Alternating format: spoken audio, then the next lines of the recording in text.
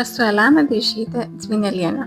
Lopšelio darželį auginu vaiką bendrasteigėją, priešmokyklinės klasės ugdymo mokytoją ir edukatorę.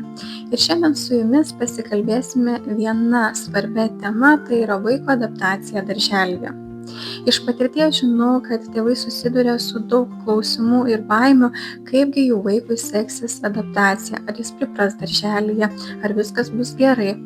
Ir šiandien aptarsime su jumis būtent kokius namų darbus turėtų pasiruošti tėvai prieš vedant vaikutį į darželį, kas turėtų lydėti vaiką į darželį, kaip vyksta visas adaptacijos procesas. Tikiuosi, kad informacija jums bus labai naudinga ir sužinosite daug dalykų, kurie palengvins šį procesą tiek jums, tiek jūsų vaikui. Darželis – tai pirmoji vieta, kur vaikas iš namų išeina į platesnį pasaulį. Iki tol jo saugumo ratas buvo tėtis, mama ir kiti artimi žmonės. O staiga pasikeitė aplinka, nauji žaislai, nauji žmonės, nauji vaikai. Natūralu, kad tėvams kyla labai daug klausimų ir baimių. Ar mano vaikas neverks? Ar juo tinkamai pasirūpins? Kas turėtų dalyvauti adaptacijoje? Ar jis užmigs be manęs? Ar ji nuramins, kai jam bus liūdna? Ar tikrai darželyje jam bus gerai? Ir noriu pradėti nuo vienos pagrindinės minties. Jei jums kyla šie klausimai, jūs esate atsakingi ir mylintys tėvai. Nes adaptacija tai ne tik tai vaiko išbandymas, tai visos šeimos procesas, kuriam reikia pasiruošti atsakingai. Jeigu jau nusprendėte, kad jūsų vaikas eis į darželį, labai svarbu suprasti, kad adaptacija prasideda ne pirmą dieną darželyje, o ji prasideda namuose. Ir taip, tėvai gali padaryti labai daug. Ir tai vadinama tėvų namų darbais. Ir pirmas konkretus tėvų namų darbas yra būtent pradėti pratinti vaiką prie darželio ritmo. Kodėl tai yra svarbu? Nes vaiko nervų sistema yra labai jautri pokyčiams. Ir jeigu vienu metu keičiasi aplinka, atsiskyrimas nuo tėvų, miego grafikas, maitinimo laikas, tai tampa per dideliu krūviu vaikui. Kada geriausia pradėti pratinti vaiką prie darželio? Tai mėnesis arba 2 iki darželio lankymo pradžios. Ir ką reikėtų daryti? Tai pradėti tuo pačiu metu keltis kaip į darželį, laikytis panašaus pietų miego laiko, reguliuoti valgymo laikus. Kai ritmas tampa nuspėjamas, vaikui yra saugu, o saugumas yra adaptacijos didžiausia sėkmė. Antras svarbus namų darbas, kurį turėtų atlikti tėvai namuose prieš pradedant vesti vaiką į darželį, yra trumpi išsiskyrimai namuose. Ypač jeigu jūsų vaikas yra labai prieraišus, jautrus ir stipriai reaguoja į tėčio ar mamos išėjimą. Kodėl tai yra svarbu? Vaikui reikia patirties suprasti, kad mama ar tėtis išeina, bet jie visada sugrįš ir tuo metu, kol jų nebus, vaikas turi jaustis saugiai. Jeigu vaikas iki darželio niekada nebuvo likęs be pagrindinio prisirišimo asmens, tai pirmieji išsiskyrimai gali būti labai intensyvūs. Todėl aš rekomenduoju pirmosius bandymus daryti labai trumpus. Tai turėtų trukti 15-20 minučių, kad nekelti vaikui didelio streso.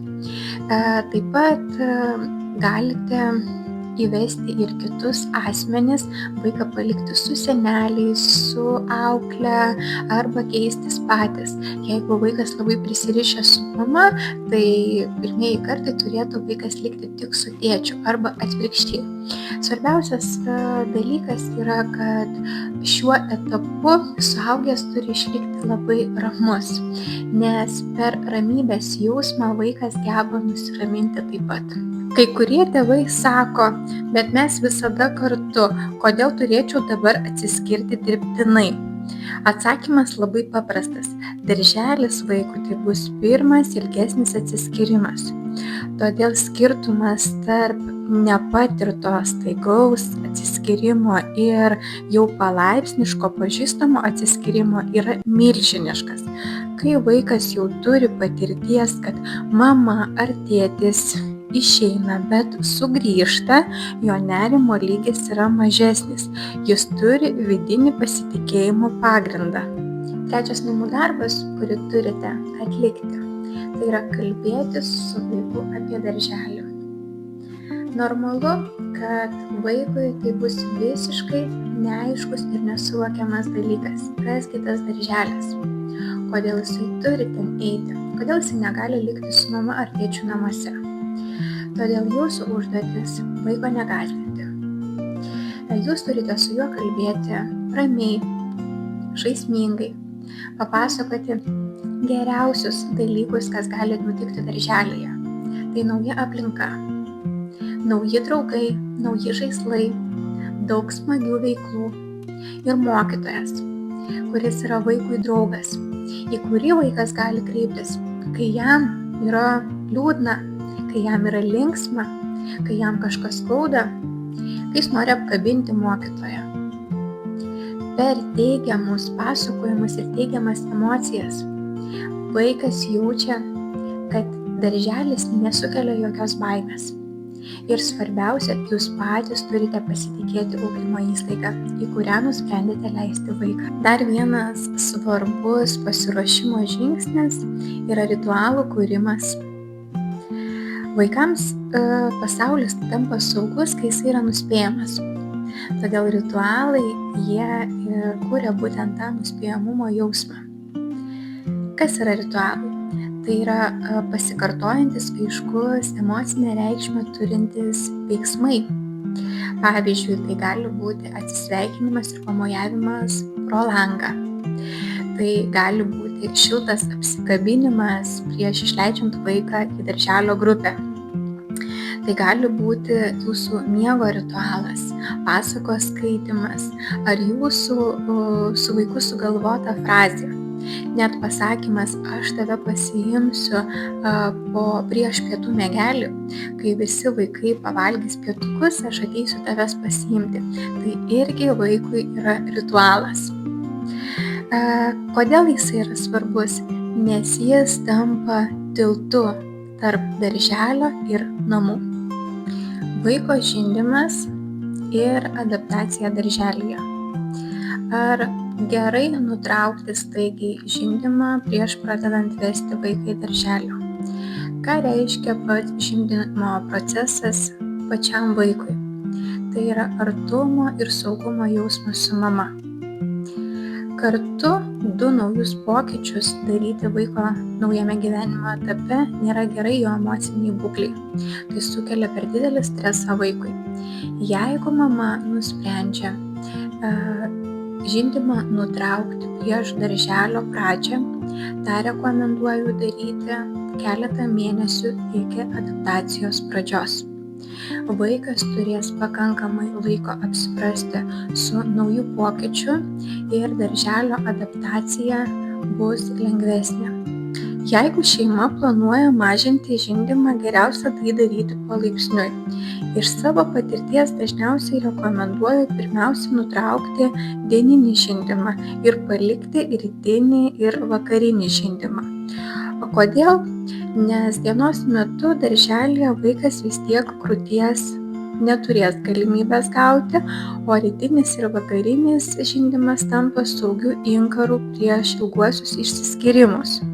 Vakare vaikas gali išsikrauti po pilnos dienos, o ryte būtent pasikrauti saugumo prieš išsiskyrimą.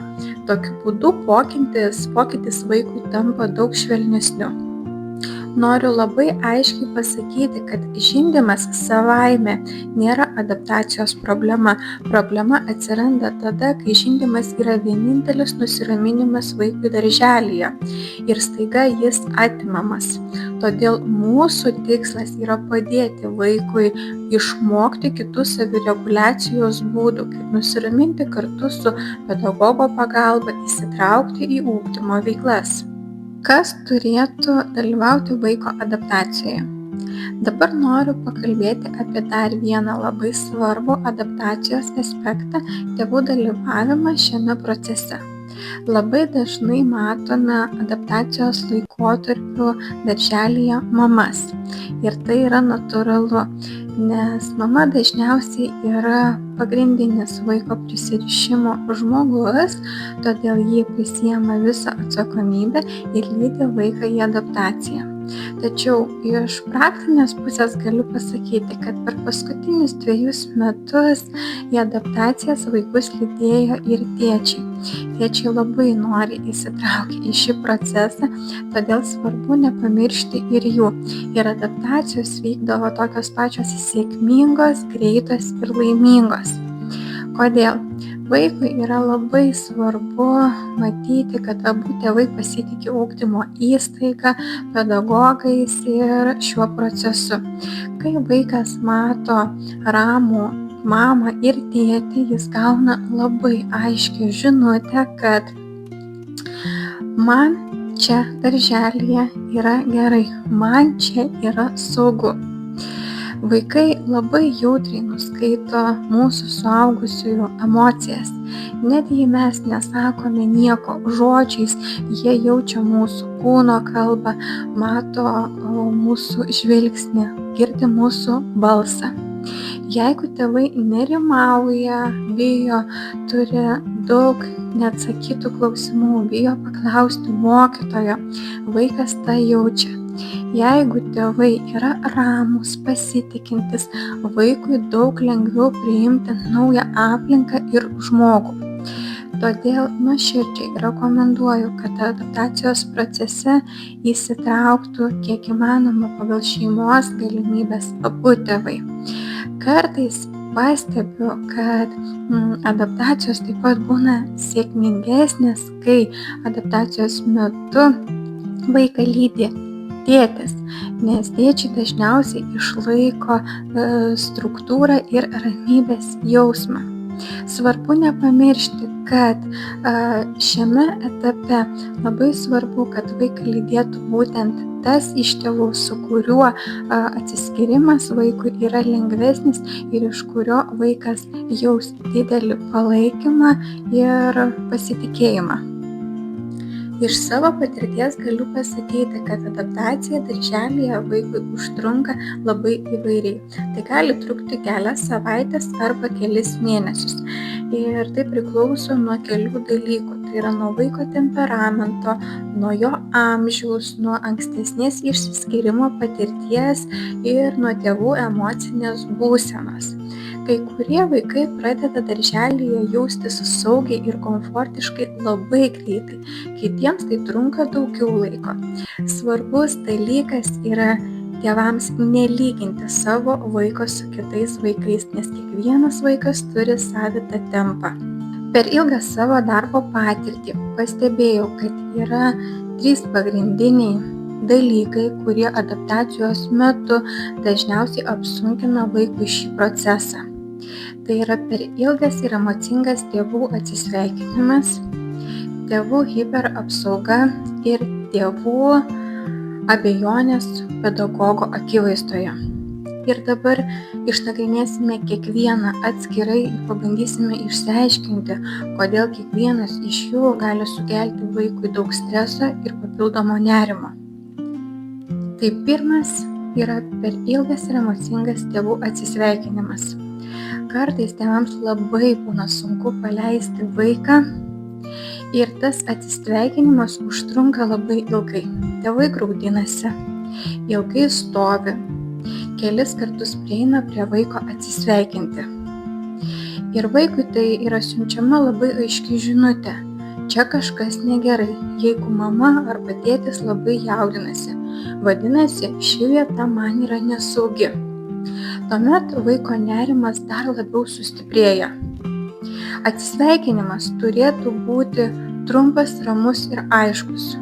Vaikui svarbiausia matyti jūsų ramybę ir pasitikėjimą. Jūs galite turėti ir aš rekomenduoju aiškius susitarimus su vaiku, kada atvyksite jo pasiimti. Kad jūs jį pasiimsite, kai baigsis kažkokia įdomi veikla. Kad jūs jį pasiimsite, kai vaikai pabaigs valgyti pietus arba prieš pietus arba prieš pietų miegelį, arba kai jisai pamiegos pietų miegą ir galėsite atvykti jo pasiimti. Labai svarbu pažadėti vaikui ir ištesėti savo pažadą. Antras dalykas – tai yra tėvų hiperapsauga. Kiekvienas tėtis ir mama besąlygiškai myli savo atžalą ir kartais nenorėdami per daug saugo savo vaiką adaptacijos metu ir neleidžia mokytojui kurti kontakto su vaiku. Patys atsako į mokytojo užduotus klausimus. Patys paduoda žaisliuką vaikui. Todėl mokytojas nebeturi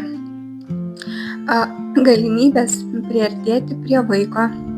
Mokytojas nebeturi galimybės kurti ryšį su jūsų vaiku. Todėl svarbu yra leisti prieiti mokytojui prie jūsų vaiko, priimti jo pagalbą, pamažu užmegzti kontaktą. Neapsaugokite vaiko, nekurkite barjero tarp mokytojo ir vaiko, nes vaikas tuo metu praranda galimybę kurti ryšių su mokytoju. O ryšys su mokytoju yra vienas svarbiausių sėkmingos adaptacijos elementų. Ir trečias dalykas – tai yra tėvų abejonės mokytojo akivaizdoje. Būna, kad tėvai, jausdami nerimą, pradeda klausinėti vaiko netinkamų klausimų. Ar tau čia nepatinka? Gal tu norėtum jau važiuoti namo? Ir natūralu, kad vaikas pasakys taip. Tuomet tėvai galvoja, kad darželyje vaikui tikrai yra blogai, nes jisai nenori čia likti. Klausimai turi būti užduodami labai pozityviai ir teigiamai. Čia yra smagu, mes dar šiek tiek pažaisime, pabūsime ir tuomet keliausime namo. Namuose taip pat galėsime atlikti smagias veiklas. Vaikas tuomet pradeda galvoti, kad tikrai šioje ugdymo įstaigoje yra smagu, kad būtent šis žmogus mokytojas, su kuriuo jisai kuria ryšį, skatina pasitikėjimą, juo galima pasitikėti. Yra labai svarbu, kad tėvai padėtų ir gebėtų pedagogų akivaizdoje rodyti pasitikėjimą ir ramybę. Per savo ilgalaikę patirtį darželyje, stebėdama vaikus, jų emocijas, adaptacijos procesus, supratau vieną esminį dalyką, kurį visada akcentuoju ir tėvams, kad kiekvienam vaikui pradėjus lankyti ikimokyklinio ugdymo įstaigą, svarbiausia yra ne veiklos, ne žaislai ir net ne kiti vaikai. Tai yra svarbiausia ryšys su mokytoju. Būtent todėl mūsų darželyje sukūrėme ir šiandien taikome švelnią adaptacijos programą, kurios pagrindinis tikslas suteikti vaikui laiko ir erdvės kurti individualų ryšį su mokytoju. Šioje programoje adaptacija vyksta palaipsniui ir paprastai trunka apie 2 savaitės. Vaikas turi galimybę 2 savaitės individualiai adaptuotis su savo grupės mokytoju, būti netrukdomas, gauti visą mokytojo dėmesį, pajusti palaipsniui grupės ritmą ir svarbiausia – sukurti tą teigiamą ir gerą ryšį su mokytoju. Kodėl tai yra svarbu? Nes vaikui pradėjus lankyti darželį, jis pirmą kartą ilgesniam laikui atsiskiria nuo savo pagrindinio saugumo žmonių. Tai yra tėčio ir mamos ir jam pažįstamos aplinkos namų. Darželyje turi atsirasti kitas suaugęs žmogus, kuris sukurs saugumo jausmą. Ir tas žmogus yra mokytojas. Ir kai vaikas su mokytoju sukuria ryšį, jis gali ateiti nusiraminti, gali paprašyti pagalbos. Vaikas jaučiasi matomas, girdimas ir suprastas. Todėl 2 savaitės individualaus dėmesio su mokytoju vaikui leidžia palaipsniui priprasti prie darželio rutinos ir aplinkos. Vaikas visada jaučia mokytojo palaikymą, todėl adaptacija būna sėkminga. Ir būtent dėl šios priežasties mūsų darželio adaptacijos programa pirmiausia orientuota ne į veiklas ir užimtumą, o į vaiko santykio kūrimą su mokytoju ir emocinę vaiko būseną.